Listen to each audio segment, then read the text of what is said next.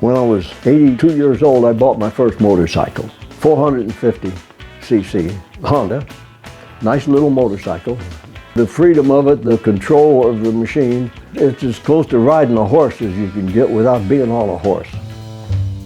My name is Eric Schwenker, and I live in Evansville, Indiana. My dad was a mechanical engineer, and he was also a veteran of World War I, and so I wanted to be a mechanical engineer and an artillery officer. In the fall of 1941, I entered Purdue.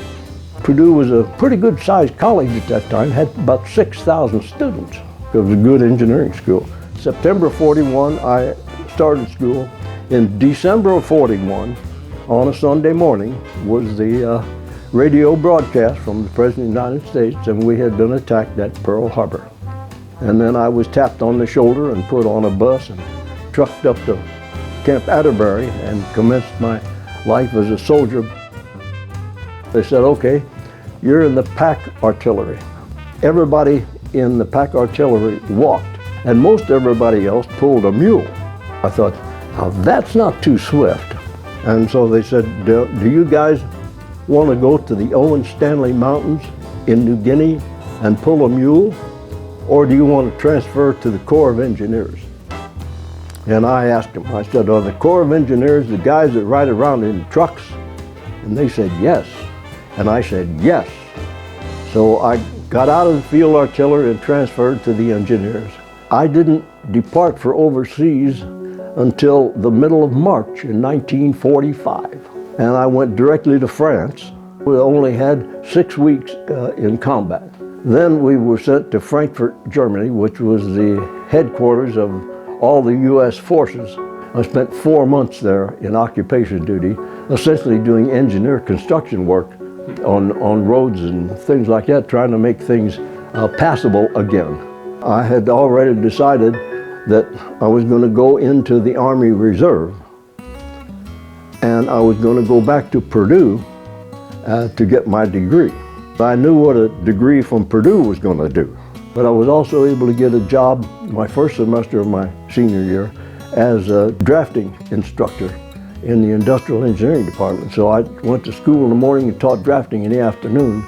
And then since I had participated in the fencing program before the war started, I went back over to the field house and taught fencing.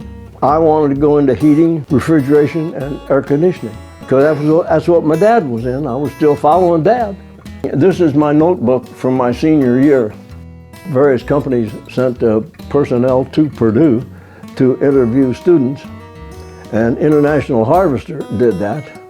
And they had just started a refrigeration factory here in Evansville. And so I thought, well, I'm going off into a new direction now as a graduate engineer working for a company. I might as well do it in my hometown.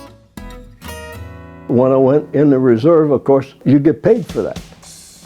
And that extra money was quite useful in raising a family.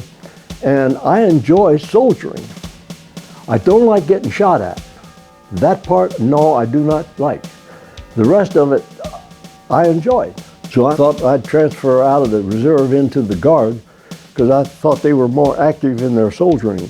And so I went in there as the I&R platoon leader, as a first lieutenant. I stayed then with the Guard for 18 years. I started them in 1950 and stayed with them till 1968. And I achieved the rank of colonel. And then in 1989, the existing commanding general of the Indiana Guard Reserve had to retire for health reasons. And so the adjutant general selected me to replace him. And I was then promoted to major general, and I did that for 4 years until I got to be 70. Then I told the AG that I thought I should step aside and let the next guy in line take over, because 70, he said, you can have a job as long as you want. And I thanked him very kindly, but I did retire then. Old soldiers never die, they just fade away. I used the information that I gained at Purdue just continuously for 50 years, I guess. Technical stuff does progress and proceed and refine and get even better, still an awful lot of that is basic. And when you learn it, you use it all the time. That information is what you fall back on, and they gave me as much as I gave them.